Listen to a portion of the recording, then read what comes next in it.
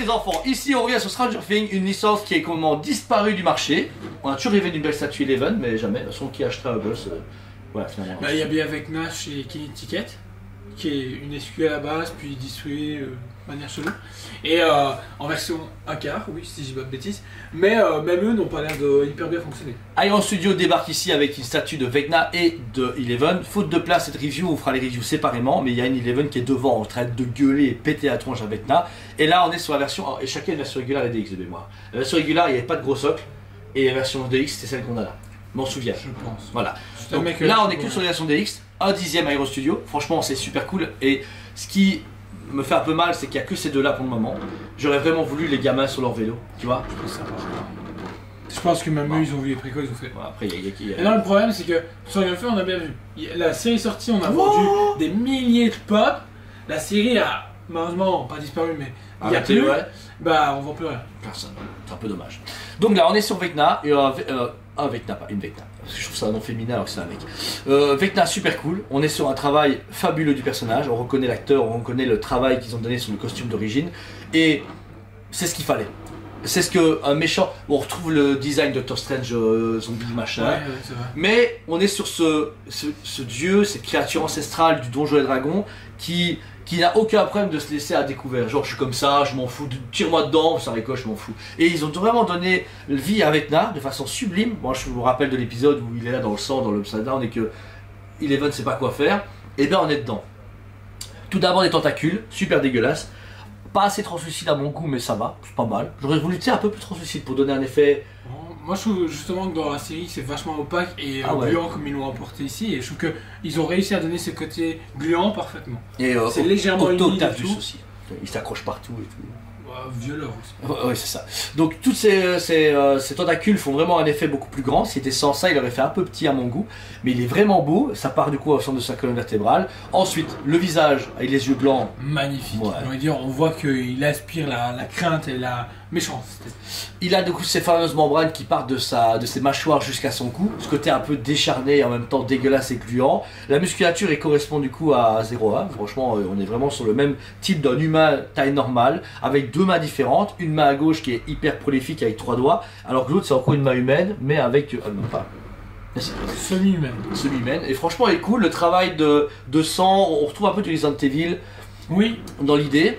Bah, on voit que de toute façon, les auteurs sont inspirés de tellement de choses que c'est extraordinaire. Il est super beau. Il fait vraiment grosse créature de comics ou de jeux de rôle, mais à travers la série Stranger Things. Ensuite, le socle est couvert de cette truc dégueulasse. Saturé à la Alien, avec vraiment toutes ces grosses membranes qui sont en train de se mélanger, de contaminer l'endroit, et ça de s'accrocher partout pour contaminer l'endroit, quoi qu'il arrive. Mais ce qui est marrant, c'est qu'ils ont rendu ça très très lisse et très humide au-dessus, mais hyper opaque, hyper terne, sec en dessous. Comme si c'était le moment, c'était en train de se faire au moment au-dessus, et qu'en dessous c'était acquis depuis longtemps, qu'il était dans le salon depuis longtemps, et je trouve ça super intéressant. On a du coup un plancher qu'ils ont utilisé pour toutes les statues du monde, c'est le même plancher, donc si vous voulez faire un crossover avec Doctor Strange, avec Marvel, DC, Star Wars, aucun problème, c'est le même plancher. Après c'est un plancher classique, il est cool. On retrouvera une horloge. Une horloge où il est un peu plus minuit. Bah, hyper bien travaillé aussi, on a l'impression limite c'est vrai, et c'est celle qu'on retrouve justement dans sa maison quand il est gosse. Cette maison qui est gosse, et puis on se rappelle le bon qui était super stressant, le bois est génial, et ensuite je vois en dessous du stock. En dessous du stock, on a justement cette fameuse maison, là on peut rappeler justement l'Upside Down, du coup on a le côté où tu as Dustin, Mike, non Dustin de ce côté là, t'as Mike et tout ça qui sont dans l'autre maison, mais chez lui. Ouais, parce que là les maisons sont entières, elles sont en bonne maison. Il y a 4 bâtiments quand même, avec de la lumière, etc. Enfin, de la lumière qui épate. Et franchement, ça donne super bien. Et ça lui donne encore plus d'ancrage dans l'univers de Stranger Things. Tu vois vraiment ce côté où tu vas pas la retourner, mais tu as presque envie de la fixer au plafond et voir ce que ça a donné. Et c'est cool. Je trouve qu'ils ont eu l'idée originale de le faire. Et alors, ils ont remis un plancher en dessous avec ces fameuses du coup membranes, pour vraiment saturer le socle, qui permet d'avoir une grosse statue balèze pour 320 €. C'est pas déconné. Vous rajoutez une petite LED rouge derrière. Ouais, ça là, ça peut péter. Mais je trouve ça même dommage qu'il n'y ait pas déjà un truc prévu dedans. Un petit light-up où t'aurais eu de la lumière. Je sais pas imaginer. Mais non, justement, t'aurais je sais pas comment expliquer, il y aurait eu un point lumineux là et là en dessous, donc juste deux ampoules qui s'inversaient, t'allumais et en fait il y aurait de la lumière au milieu du village avec les bâtiments, donc il y aurait vraiment cet effet de lumière centrale qui surfaite sur les bâtiments et là tu aurais une lumière qui tapait sur Vecna, rouge et blanche, tu vois. Moi j'aurais peur quand même qu'ils annoncent que le prix et du coup ils mettent 100 balles de plus pour une bête en poule. Après, peut-être qu'ils ont y pensé, mais que ça aurait été trop compliqué avec la résine et machin. C'est pour faire un truc de merde ou qui fait coûter la blague, c'est pas grave. Vous les savez à gogo. Ouais, c'est ça, donc voilà.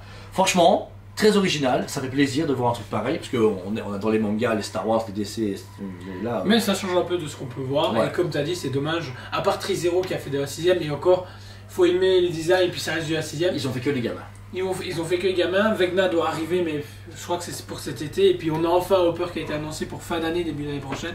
Donc voilà, c'est un peu triste. Mais c'est vrai, des petits statuettes en 10ème. Et puis tu parlais d'Alien, mais Alien en 10ème, ça passerait aussi. Ouais, c'est ça. Surtout qu'on a Romulus, c'est tout ça qui revient. Et puis la série qui a été annoncée. Donc... Bah, là, réellement, il y avait un truc à jouer. Après, c'est vrai qu'ils ont raison. On voit bien qu'ils sont plus sur les one-shots. On avait présenté les Goonies, qui, au mieux de faire tous les gamins, j'aurais adoré. Ici, bah, c'est bien qu'ils aient fait Eleven et Vecna, c'est parfait. Mais mon envie de fan me dit juste les 4 Ghostbusters l'autre, ou juste les vélos, tu vois, où ils sont en train de se suivre ou garés l'un à côté de l'autre. Juste ça, juste te dire, ok, t'as l'équipe complète, pas en mini-épique, parce que mini-épique, faut aimer ce que t'as un peu déformé, c'est pas chacun ses trucs, ou d'autres scènes.